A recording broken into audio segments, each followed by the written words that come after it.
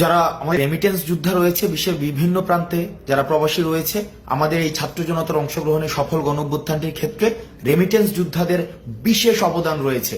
আমরা দেখেছি রেমিটেন্স যোদ্ধারা আমাদের সমন্বয়কদেরকে যখন বিভিন্ন আইনশৃঙ্খলা রক্ষাকারী বাহিনী ধরে নিয়ে যায়, তখন তারা স্বপ্রণোদিতভাবে রেমিটেন্স শাটডাউন কর্মসূচি পালন করে, যেটি ছাত্র জনতার, ছাত্র নাগরিকের অংশগ্রহণে গণঅভ্যুত্থানটি সফল করার ক্ষেত্রে বিশেষ ভূমিকা পালন করে।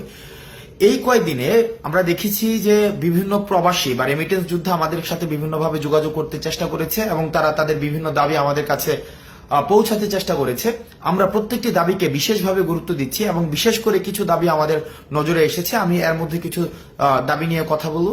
এর মধ্যে প্রথম একটি দফা দাবি, যেটি আমাকে ব্যক্তিগতভাবে মানসিকভাবে বেশ তাড়িত করেছে, যেখানে তারা বলেছে বিদেশে যখন কোনো রেমিটেন্স যোদ্ধা মারা যায়, তার লাশটি যখন দেশে নিয়ে আসতে হয় তখন তাকে একটা ফি দিতে হয়।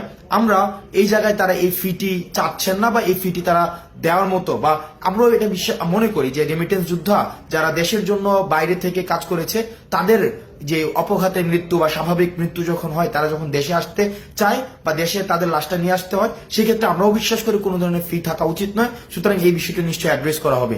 দ্বিতীয় যে একটি গুরুত্বপূর্ণ বিষয়, সেটি হচ্ছে প্রবাসীরা যখন দেশে আসে, এয়ারপোর্টে তাদের নানাবিধ হয়রানির শিকার হতে হয়। তাদের তৃতীয় শ্রেণীর নাগরিকের সেখানে হচ্ছে মর্যাদা দেওয়া হয়। আমরা চেষ্টা করব এই বিষয়টিকে খুব দ্রুত সময়ের মধ্যে অ্যাড্রেস করা, তাদের জন্য যথাযথ মর্যাদা নিশ্চিত করা হয় এবং বিদেশ থেকে তারা যেসব জিনিস নিয়ে আসে সেগুলো যেন যথাযথভাবে খুব সেফলি তাদের কাছে হস্তান্তর করা হয়।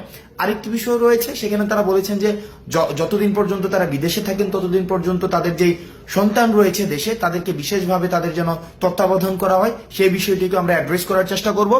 এবং আরেকটি বিষয় রয়েছে, তারা যখন বিদেশে যেতে চায়, বিদেশে যাওয়ার ক্ষেত্রে তাদেরকে কর্মসংস্থান ব্যাংক থেকে যে ঋণটি নিতে হয়, সেই ঋণটি নেওয়ার ক্ষেত্রে বিভিন্ন ধরনের জটিলতা সেখানে রয়েছে। সেই জটিলতা নিরসনের জন্য তারা চাচ্ছেন আমরা যেন সে বিষয়টি নিয়ে কথা বলি এবং জটিলতা নিরসনে যেন যথাযথ পদক্ষেপ নেওয়া হয়। সেই বিষয়টি নিয়েও আমরা বৈষম্য বিরোধী ছাত্র আন্দোলন এই অন্তর্বর্তীকালীন যে সরকারটি গঠিত হয়েছে, সেখানে আমরা বিশেষভাবে সেই বিষয়গুলো আমরা অ্যাড্রেস করব। এখন বর্তমানে যারা রেমিটেন্স যোদ্ধা বিশ্বের বিভিন্ন প্রান্তে রয়েছেন, আমরা আহ্বান জানাবো আপনাদের কাছে, বাংলাদেশ যে অন্তর্বর্তীকালীন সরকার গঠিত হয়েছে, সেই সরকারের হাতকে শক্তিশালী করার জন্য এবং আমরা যেই বৈষম্যহীন বাংলাদেশের স্বপ্ন আমরা দেখেছি, সেই স্বপ্নকে প্রভাবিত করার জন্য, সেই স্বপ্নকে গতিশীল করার জন্য এবং সেই স্বপ্নকে বাস্তবায়ন করার জন্য আমরা বিশ্বাস করি রেমিটেন্স যোদ্ধাদের সহায়তা ছাড়া সেটি কখনোই সম্ভব না। আপনারা রেমিটেন্স যোদ্ধারা যারা বাংলাদেশকে ধারণ করেন, বাংলাদেশকে বিশ্বাস করেন, যারা বাংলাদেশের এই যে অগ্রযাত্রাকে এগিয়ে নেওয়ার ক্ষেত্রে বিশেষ ভূমিকা পালন করছেন, আপনারা আবার আগের মতো যেভাবে রেমিটেন্স সরবরাহ নিশ্চিত করার মধ্য দিয়ে বাংলাদেশকে স্বনির্ভর করেছেন, সেভাবেই আবার রেমিটেন্স সরবরাহ আপনারা নিশ্চিত করবেন। আমরা এই অন্তর্বর্তীকালীন সরকারে আমাদের